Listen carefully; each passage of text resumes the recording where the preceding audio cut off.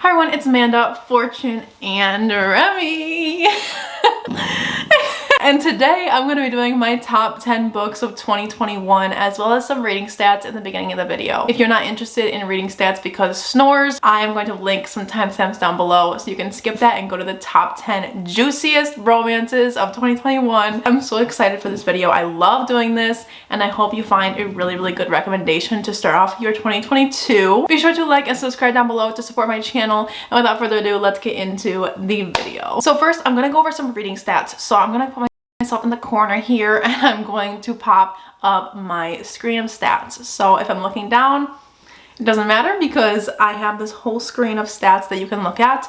So for the year 2021, so far I've read 108 books this year. And then for total pages read, I have 36,200, and that's in that blue font right there. Then I have my medium that I read on, and those are gonna be audiobooks, ebooks, and physical books. Obviously, I read a lot of physical books, which is actually cool to see because I probably own them.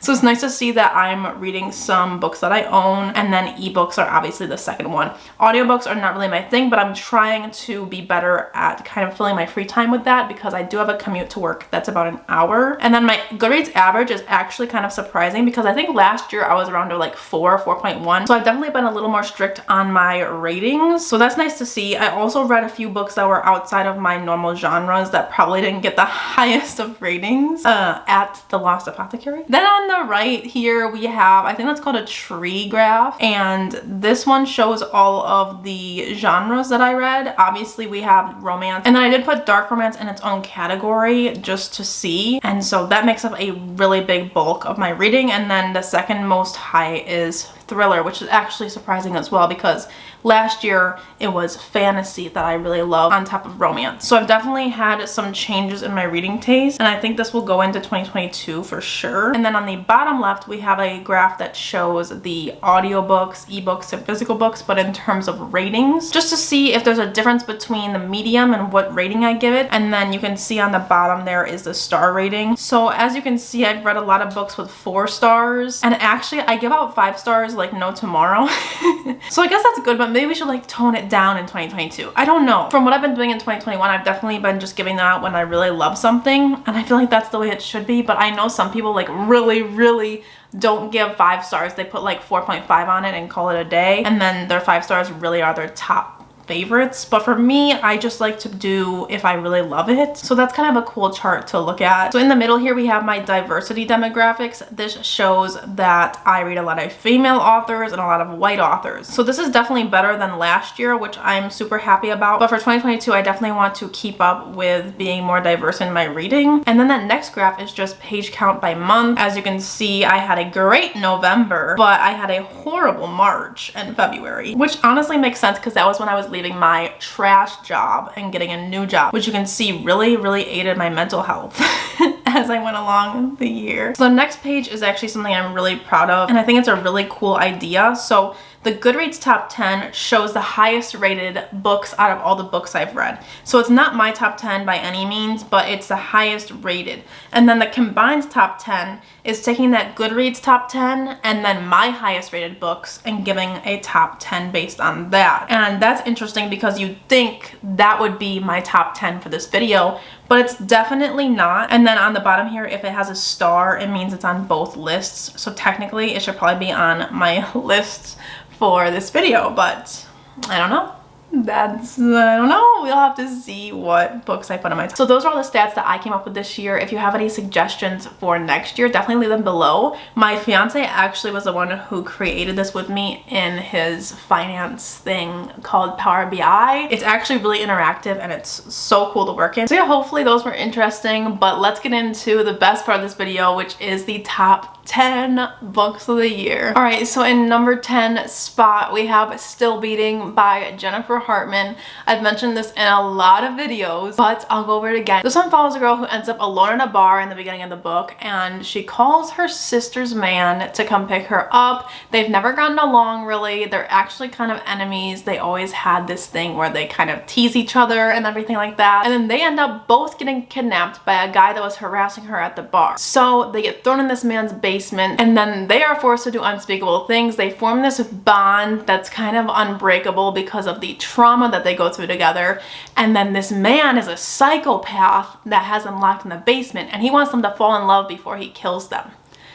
It's literally so good and so entertaining. If you haven't tried dark romance ever, I definitely recommend this one. It is chef's kiss. In the number 9 slot, we have Bridge Kingdom by Daniel Jessup. This is a very recent read for me. It should be in the next recent reads video that I have coming out, but it is one of my favorites of 2021. I absolutely loved it. So we follow a brutal enemies to lovers story. So our main character has been trained her whole life to infiltrate this other kingdom that lives in the sky. Okay, it's such a cool world. I think that's what really made me love it so much. It's this world that has this huge bridge that everyone wants to claim, and it's so pretty in your head. There's so much water and waterfalls and creatures and situations. So she is meant to marry the king of this other kingdom that is her enemy. So while she's there, she's learning maybe she was on the wrong side of the war. I can't wait to read the next book, Traitor Queen. Oh my God. The ending of that book was excruciating, but the reason I loved it so much was the setting, the characters. You really learned to love the king, and also our main character, she was so annoying. Oh my God, I couldn't stand her for half the book. I'm like, please just see, he's a cinnamon. Like, he's great. And then she's just like, he's the enemy. And you're like, no, he's not the enemy. He's not the enemy. Definitely recommend if you're into fantasy romance. In number 8, we have The Fine Print by Lauren Asher. This one follows a enemies to lovers, a workplace romance, a boss employee, and grumpy sunshine. Okay, it has everything and it's perfection. So we have this girl who works at this place called Dreamland that's kind of like Disneyland, and our main guy, he's the boss. His grandfather passed away and he is leaving his legacy for his kids, but in order to earn his share in the company, he has to do something along with the other kids, but his task is to make a presentation to improve upon Dreamland and present it to a bunch of important people to get approved. And he does not want anything to do with Dreamland. It kind of brings up bad memories of his mom and his dad, who was not so good, kind of abusive. So he doesn't want to go back there, but he's forced to because he really wants his percentage of the company. So while he's there, he's super grumpy and he meets our girlie, who is an employee there. The chemistry between our characters was amazing. It had some really good disability rep in there, not from your main characters, but in the side characters, which I really love. And all in all, it had some hot steam and a 5 out of 5 star from me. In number 7, we have The Spanish Love Deception by Elena Armas. This one has to be on here even though it's so hype. It is an amazing office romance fake dating trope. Catalina needs a date to a wedding. Aaron Blackford steps up to the plate and it goes from there. It's so good. I know you've heard a lot about it, so I won't go too much into it, but it's definitely worth a read if you haven't already. In number 6, we have Real by Kennedy Ryan. This book is a contemporary romance. In this one, we follow an actress that has lupus and the director who falls in love with her, and it's kind of a forbidden romance because they can't be together because they're working together kind of thing.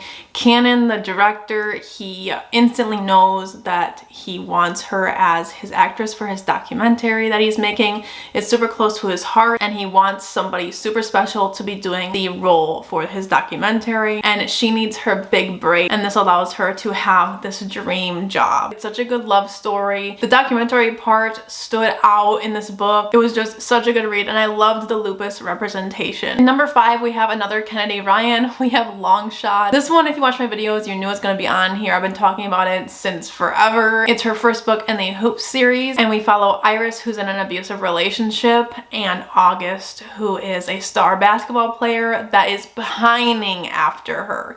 He wants her so bad, but she's with another guy that's on his enemy team and he's super abusive, and so it follows this really hard story. The first half of the book is very hard to get through just as a human being, and it's just such a good love story as well, with a lot to say about very real things in life. In number 4, we have Be Still My Heart by Emily McIntyre and Sav Miller. This one's a suspense romance. I was talking about it a lot recently, but This one is so good. We follow Lincoln the fisherman and a detective named Sloane. Sloane comes to this island called Skelma Island to unravel this mystery of this kind of serial killer that has been leaving bodies in Lincoln's fisherman traps. And he's a suspect because who else is leaving him bodies? He's being set up. Or is he the killer? Like, we don't know. But it also has a romance and it's so well put together. I don't know. I'm a lover of thrillers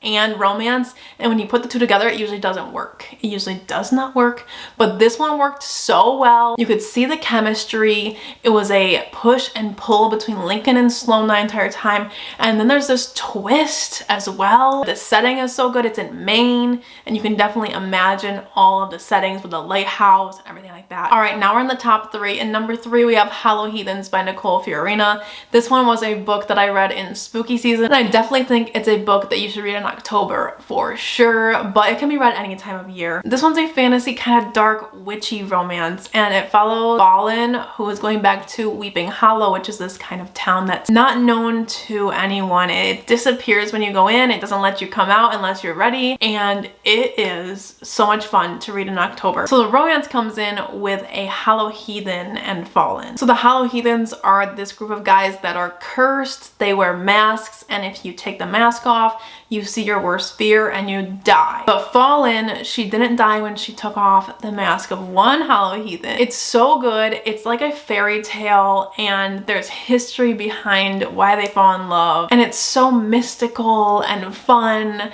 and witchy.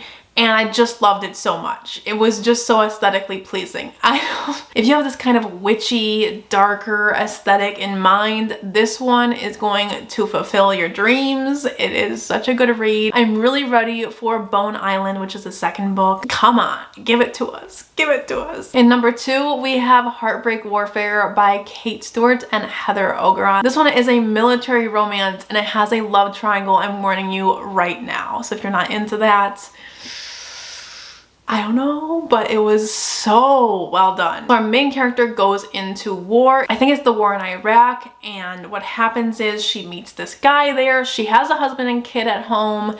This guy's just flirting with her, like playing around. She kind of shuts it down. She doesn't want anything to do with it. But when they're out and they get kidnapped, things change. It's similar to Still Beating in that way, where like the trauma makes them come together. Unspeakable things happen while they're kidnapped. They're prisoners of war. So when she does end up coming back to her husband and child, she has PTSD. She feels like the only person who really knows her is the man she was kidnapped with. And it's so sad, but you also root for both the characters because the husband is really great, but we also can understand why she fell for the guy that she did. It was so sad. I cried so hard at the end of this book. So if the angst and the love triangle sounds up your alley, definitely give this one a shot. And in the number 1 slot, we have Sophie Lark's There Are No Saints, There Is No Devil, Do It. I had to put this in the number 1 slot because it was just delicious and something completely different from what I've read before. It follows a psychopath serial killer and his rival psychopath serial killer, and then this girl named Mara, who's a badass bitch, and she ends up getting in the middle of those two. They're in the art world, so there's a lot to do with art and everything, but also serial killers. Her and the serial killer fall in love, and he's like, what is happening? I'm a psychopath, I don't have emotions, why am I falling in love? And it's so freaking good. The scenes in this book are so fun. It was such a blast to read. The playlist is fantastic for it as well. Don't skip out on these songs. So those are the top 10 books that I read in 2021. Let me know one of yours in the comments below. And as always, please like and subscribe down below to support my channel. I would love to have you here, and I hope you have a good day wherever you are. Bye!